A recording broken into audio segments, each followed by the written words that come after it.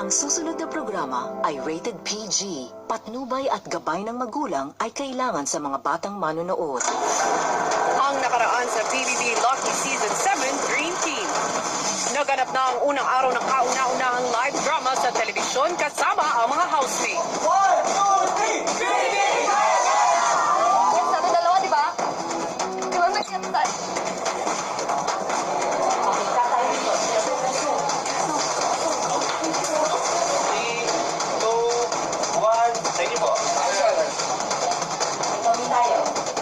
Sa kabila ng mga aberya sa likod ng kamera, naging matagumpay pa rin ang kanilang mga eksena.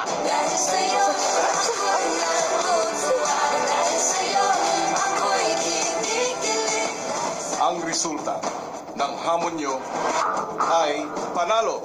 Congratulations! Nagtagumpay kayo sa tasking ito. Matapos maipanalo ang 2 sa 3 Dream Team Challenge, tuluyan na nga kaya silang magtagumpay at makapagdala ng Lucky 7 housemates sa Big Night. Abangan ngayong gabi. Hindi lang so confident. Feeling nyo, ang gagaling ninyo. Ha?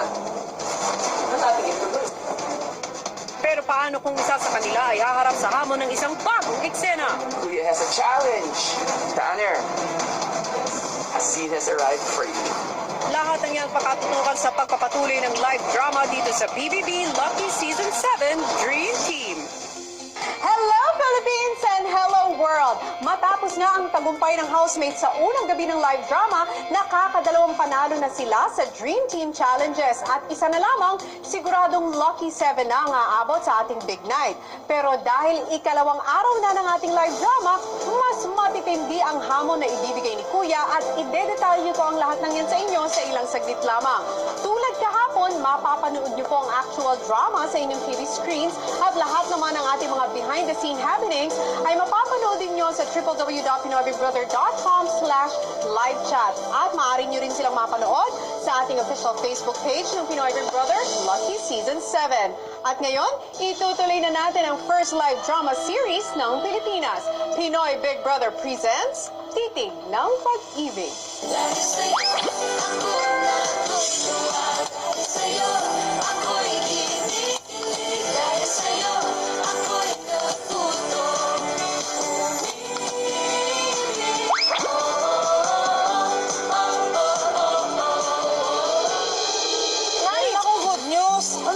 Sabi ni Ma'am Cynthia, yung mga kapatid niya sa akin magpapalaba. Ito na nga yung bad news. Hindi pa rin niya saka para mabayaran yung renta natin dito. 2 buwan. Pamilya tayo. Eh, magtutulungan tayo.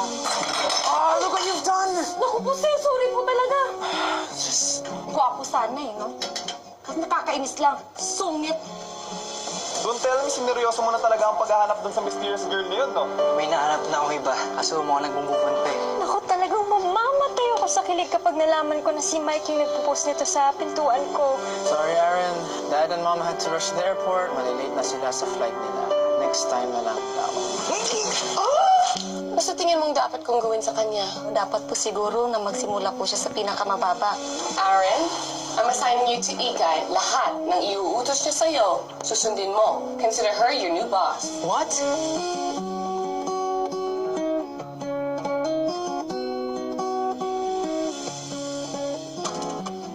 We, di nga! Totoo nga! Ay! Winner ka te, ha? Iba ka rin dumiskarte, no? Kunwari, aayaw-ayaw kay Sir Aaron, pero para-paraan din. Eh, hindi ko naman yung tinanggap. Dahil sa kanya. Ano? You know what? You're right. I have an idea. Why don't you teach him? Huh? Huwag kang mag-alala, Ikay. Kapag natuto siya at naging magaling sa department mo, I'll promote you. I'll make you head of housekeeping. Magiging regular employee ka na. Totoo po? O ano? Are you gonna take it or not? Siyempre naman po, ma'am. Payag ako. Pero, ma'am, kakapalan ko na po yung mukha ko, ha? Pwede po ba akong mag-loan ng 10,000 po? Para pong pambayad lang po sa upa ng bahay. Promise ko po talaga, ma'am. Sisiguro din kung matututo yung kapatid nyo. Leo. Deal.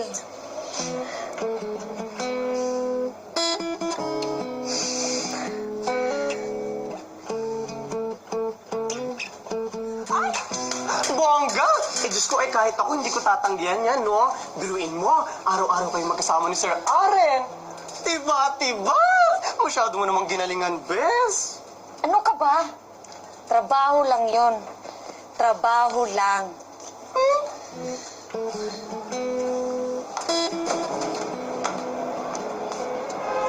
Miss? Miss! Ano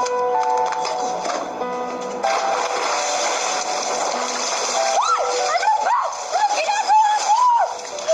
Anong ginagawa ko? Ikaw, anong ginagawa mo? Diyos ko, lalaki lang yung miss. Yung day na parang pakamatay ka. Teka, sino ba nagsabi sa'yo na magpapakamatay ako? Ha? Hindi ka magpapakamatay? At paano mo naman nalaman na sinaktan ako ng lalaki?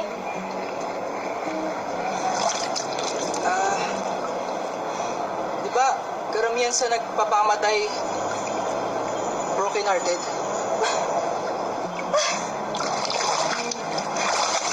Unang-una, hindi ako magpapakamatay kahit saan dosen ng lalaki na manakit sa akin. Pangalawa, kung magpapakamatay man ako, hindi dito sa 4-feet swimming pool. Sorry, miss. Baka ko. Sorry na.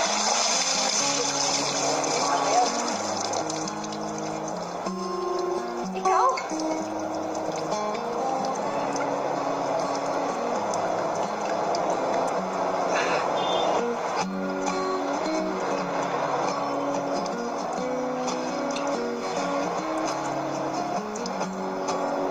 Alec.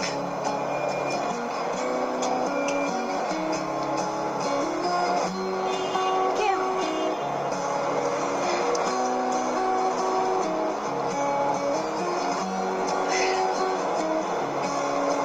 Naku, ayan na, nagkakilala na sila.